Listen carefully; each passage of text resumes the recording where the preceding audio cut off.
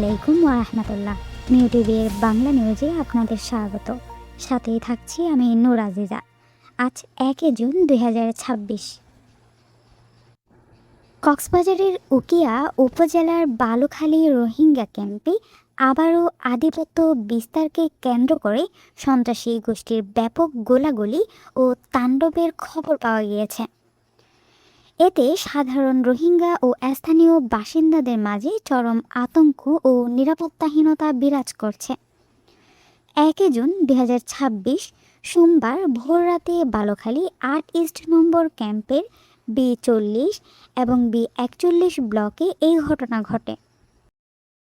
নবী হোসেন গ্রুপ এবং সন্ত্রাসী সংগঠন আরসার বেশ কিছু সশস্ত্র সন্ত্রাসী অতর্কিতে ভারী অস্ত্রশস্ত্র সজ্জিত হয়ে এই হামলা চালায়।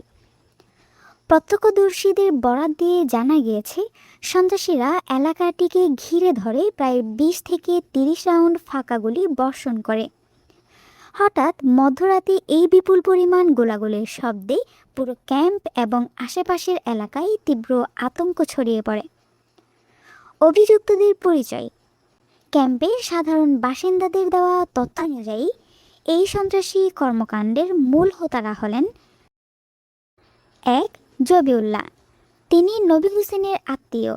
বর্তমানে তিনি ক্যাম্পের দায়িত্ব পালন করছেন এবং 2 ক্যাম্পের কমান্ডার দিলদারের সহযোগিতায় এই হামলা পরিচালনা করেন। 2. ফারুক, গ্যারামি ফারুক। 3. নূর কামাল। তিনি নবী হোসেনের ছোট ভাই।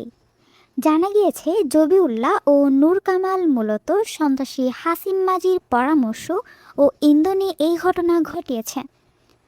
অন্যদিকে 2 ক্যাম্পের দিলদার নামক আরেক অপরাধীর নির্দেশে ও পরিকল্পনায় আরসার সন্ত্রাসীরা এই হামলায় অংশ নেয়। বর্তমান পরিস্থিতি ও সাধারণ রোহিঙ্গাদের উদ্বেগ। ক্যাম্পের সাধারণ বাসিন্দারা আমাদের প্রতিনিধিকে অত্যন্ত ক্ষোভ ও ভীতি প্রকাশ করে জানিয়েছেন যে নবী হোসেন গ্রুপ এবং আরসা সদস্যরা বর্তমানে ক্যাম্পে প্রকাশ্যে ঘুরে বেড়াচ্ছে এবং সাধারণ মানুষকে নানাভাবে হয়রানি ও নির্যাতন করছে। তাদের এই যৌথ যাতায়াত এবং প্রকাশ্য অস্ত্রের মহড়ার কারণে ক্যাম্পের আইনশৃঙ্খলা পরিস্থিতি আগের মতোই নাজুক হয়ে পড়েছে।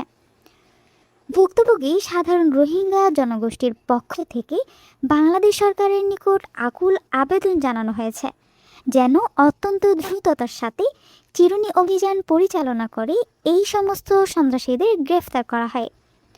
তা না হলে ক্যাম্পের পরিস্থিতি যে কোনো সময় আরও ভয়াবহ রূপ ধারণ করতে পারে। নিউ টিভির পর্দায় কক্সবাজারের রোহিঙ্গা ক্যাম্পের সবশেষ আপডেট দেখতে চোখ রাখুন।